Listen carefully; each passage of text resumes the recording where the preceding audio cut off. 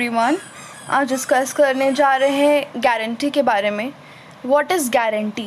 Contract of indemnity हमने पढ़ा, पर अब गारंटी का पढ़ने का क्या मतलब है कि इंडेमनिटी पढ़ा जहाँ पे एक इंसान दूसरे को इंडेमनीफाई करता है, तो गारंटी का स्कोप कहाँ से आ गया?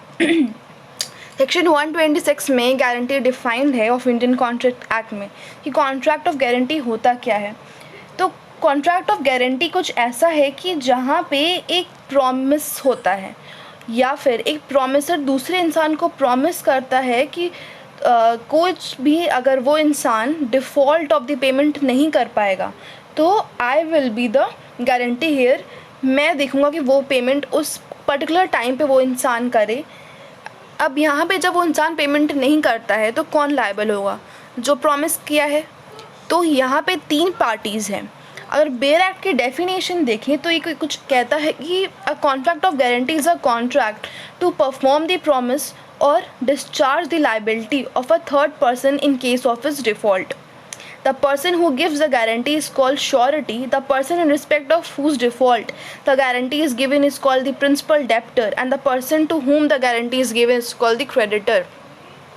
तो श्योरिटी जो रहता है यहाँ पे वो प्रिंसिपल डेप्टर के बिहाफ में क्रेडिटर को पैसा देगा या फिर कोई भी ऐसा प्रॉमिस वो करेगा कि प्रिंसिपल डेप्टर और क्रेडिटर के बीच कॉन्ट्रैक्ट हो पाए। अगर प्रिंसिपल डेप्टर और क्रेडिटर के बीच कॉन्ट्रैक्ट होता है और प्रिंसिपल डेप्टर नहीं दे पाता है क्रेडिटर को वो चीज़, तो यहाँ पे कौन लायबल होगा? श्योरिटी लायबल होगी कि प्रिंसिपल डेप्टर को पर्टिकुलर टाइम पे याद दिलाए कि तुम्हें क्रेडिटर को ही पैसा देना है। अगर प्रिंसिपल डेप्टर नहीं दे पा रहा है तो श्योरिटी वहाँ पे देगी। अब श्योरिटी का जो काम है गारंटी लेने का है, वो गारंटी लेती है ताकि प्रिंसिपल डेप्टर और क्रेडिटर के बीच का कॉन्ट्रैक्ट सक्सेसफुली और स्मूथली चले। In case of default payment of principal debtor, surety will be there जो कि क्रेडिटर को पैसा देगी या क्रेडिटर को कुछ भी चीज़ देगी जिसके लिए कोई भी ऑब्जेक्ट देगी जिस ऑब्जेक्ट पे कंसिडरेशन या फिर प्रॉमिस हुआ है, पेमेंट या डिस्चार्ज लायबिलिटी करेगी on the behalf of principal debtor. This is the literature here. अब बात आती है कि यहाँ पे 3 पार्टीज़ हो गई। कितनी पार्टीज़? 3 पार्टीज़ हो गई। फिर गारंटी एंड इंडिपेंडेंट लायबिलिटी क्या होता है? 2 स्टेटमेंट है, इसको पढ़ेंगे फिर जानेंगे। इफ़ कब कोई भी चीज़ गारंटी कॉन्ट्रैक्ट ऑफ गारंटी में आता है या फिर नॉर्मल कॉन्ट्रैक्ट या प्रिंसिपल कॉन्ट्रैक्ट में आता है। सपोज़ इफ़ 2 लोग हैं, एक साथ दुकान पे जाते हैं और कुछ सामान खरीदते हैं and other give to him credit promise the seller. 2 इंसान हैं ए और बी, दोनों दुकान पे जाते हैं।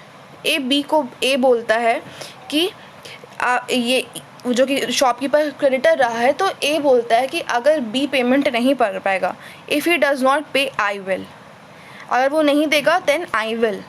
फिर एक और statement, a landlord and his tenant went to a store, plaintiff के स्टोर पे। Landlord said to the plaintiff, mister Parker कुछ दिन के लिए यहाँ पे आए हुए हैं और you will sell him what he want. आप उस दुकान पे आपके आएँ तो आप उनको जो सामान चाहे वो दे देना। I will see it paid, मैं देखूंगा कि वो पे हो रहा है कि नहीं। I will see it paid. कैसे पहचानेंगे कॉन्ट्रैक्ट ऑफ गारंटी कौन सा है? पहला statement, if he does not पे आई विल। जो पहला स्टेटमेंट है वो कंडीशन लगा देता है कि इफ़ ही डज़ नॉट पे आई विल। ज़रूरी नहीं है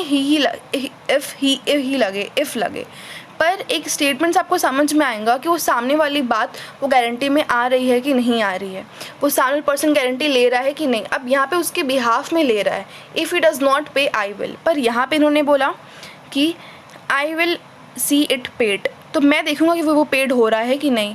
यहाँ पे कॉन्ट्रैक्ट ऑफ गारंटी का सीधी इम्प्लीफिकेशन है ही नहीं। तो यहाँ पे जो सेकंड में बात होगी वो इंडिपेंडेंट लायबिलिटी की आएगी, गारंटी लायबिलिटी की नहीं, इंडिपेंडेंट लायबिलिटी।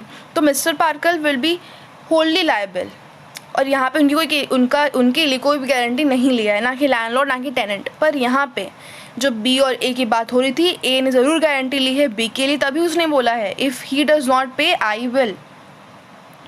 फिर उसके बाद वैलिड गारंटी कब होती है? जैसे हमने देखा कि 3 parties will be there, principal debtor, creditor and surety.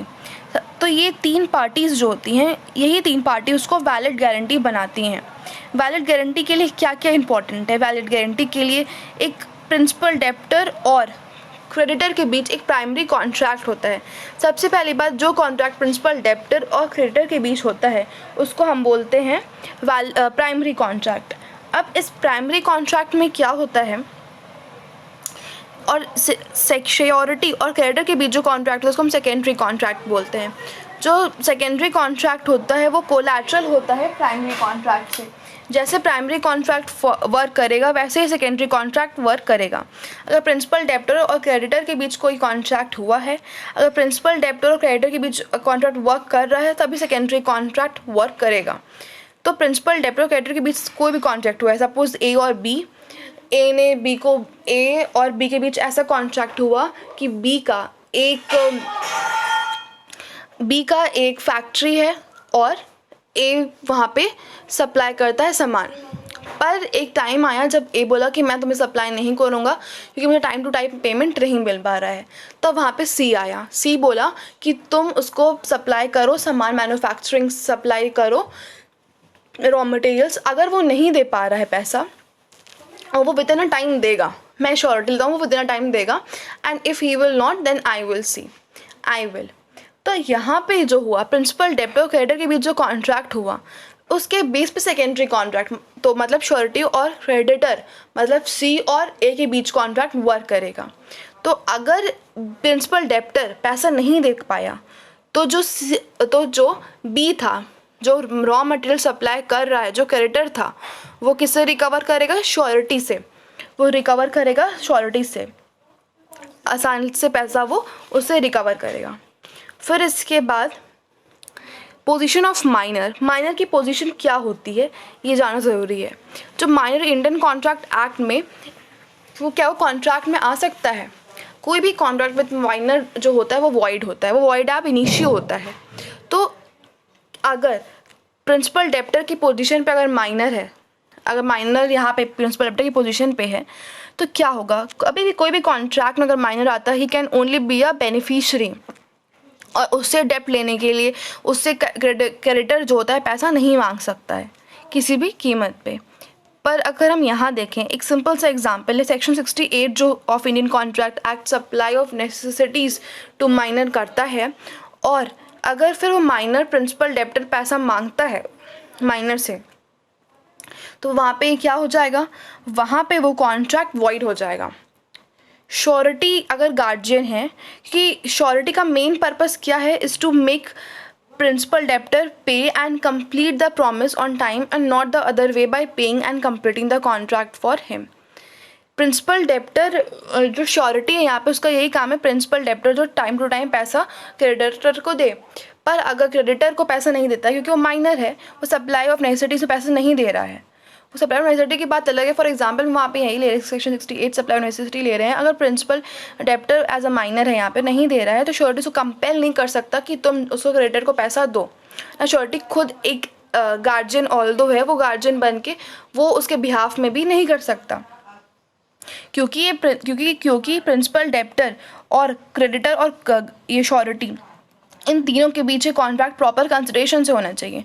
पर माइनर जो होता है वो लॉस बियर भी नहीं कर सकता।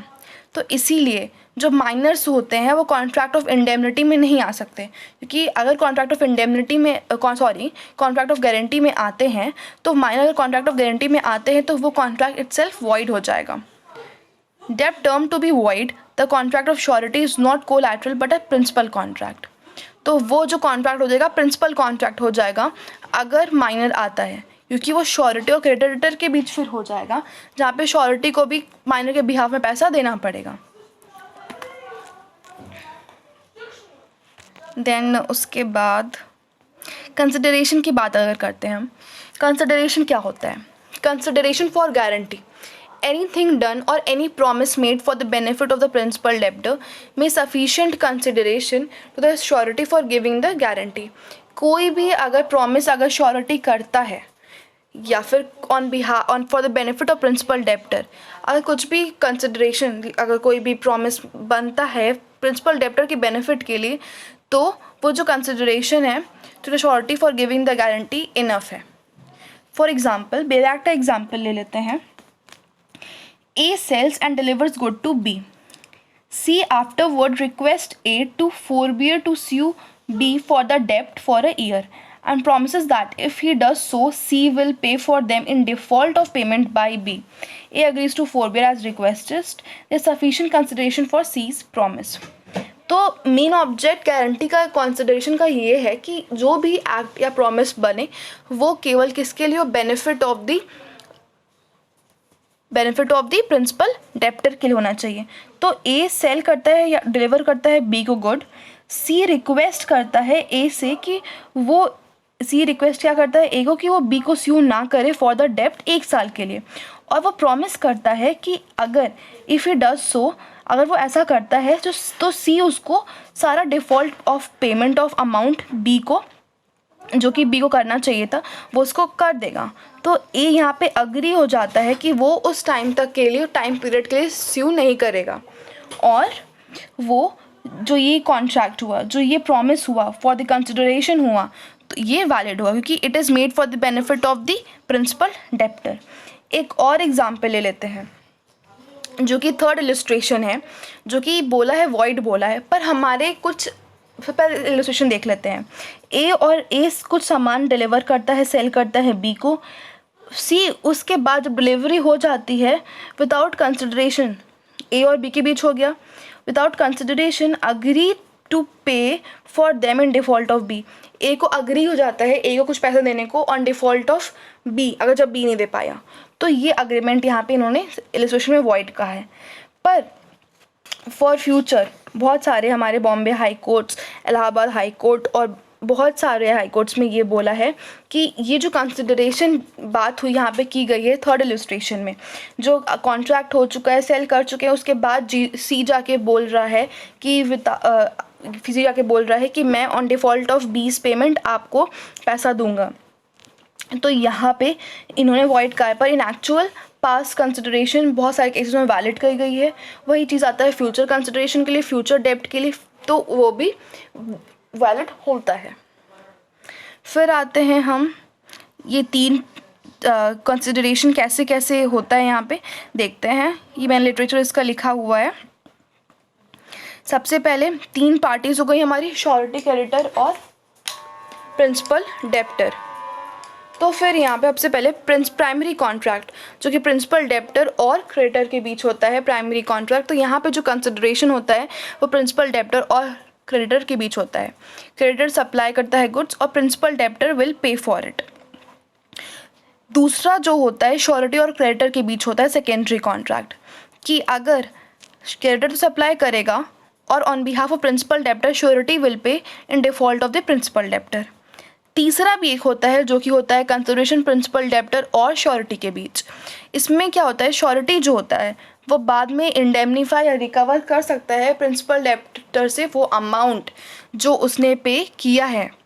श्योरिटी और प्रिंसिपल डेप्टर के बीच ये तीसरा कॉन्ट्रैक्ट होता है. फिर इसके बाद हम बात करते हैं कि सबसे पहले ये जो कॉन्ट्रैक्ट ऑफ आपकी गारंटी थी, ये कितने तरीके की होती हैं. ये 2 तरीके की होती हैं. इसको डिवाइड करेंगे तो पहला हो जाएगा on the basis of transaction, दूसरा on the basis of time. तो on the basis of transaction में फर्दर डिवाइड इनटू 2 पार्ट्स, जो कि हो जाएगा कंटिन्यूइंग गारंटी और फिर स्पेसिफिक गारंटी. स्पेसिफिक गारंटी क्या होती है? स्पेसिफिक गारंटी मतलब कि ए, बी और सी है और for a time being in force A B shop पे गए और C was a shopkeeper there और ए ने बी से बोला या सी से बोला, ए ने सी से बोला कि तुम बी को जो चाहिए दे दो, I will pay this, if he will not पे आई विल डू इट. तो ये होता है स्पेसिफिक गारंटी, एक स्पेसिफिक चीज़ के लिए दी हुई ख़त्म, या फिर किसी कंपनी में एक स्पेसिफिक टाइम के लिए हुई ख़त्म. कंटिन्यूइंग गारंटी जो होती है सीरीज़ ऑफ ट्रांजैक्शन पे बेस्ड होती है. जैसे कॉलेज में हो गया, कॉलेज में जैसे कंटिन्यूइंग गारंटी कैसे हो गई, आप कैंटीन में गए, कैंटीन में जाने के बाद जो नीचे कैंटीन होल्डर रहते हैं आप उनके पास गए और बोले कि शाम आएगा, उसको आप 1 महीने तक आप चाय पिला दो, उसका मैं देख लूँगा अकाउंट. तो ये कंटिन्यूइंग गारंटी हो गई और ये चलती जाएगी जब तक आप उसको रोकोगे नहीं, रिवोक नहीं करोगे. तो this continuing guarantee which is based on set of transaction. वैसे ही कंपनीज़ में भी हज़ारों एग्जाम्पल आ जाएंगे, मैन्युफैक्चरिंग में आ जाएंगे, तो आप किसी चीज़ को रोकेंगे नहीं, वो चलती जाएगी। टाइम के बेस पे रेट्रोस्पेक्टिव प्रोस्पेक्टिव होती है। रेट्रोस्पेक्टिव प्रोस्पेक्टिव ऐसे होती है, जैसे बोला अभी, कुछ भी अगर पास्ट कंसिडरेशन पे बेस्ड है, जो कि थर्ड इलस्ट्रेशन में वॉइड हो गया था, वो हो जाएगा रेट्रोस्पेक्टिव। प्रोस्पेक्टिव मीन्स आने वाले टाइम के लिए गारंटी ली गई है, तो वो हो जाएगा प्रोस्पेक्टिव गारंटी। फिर अब आते हैं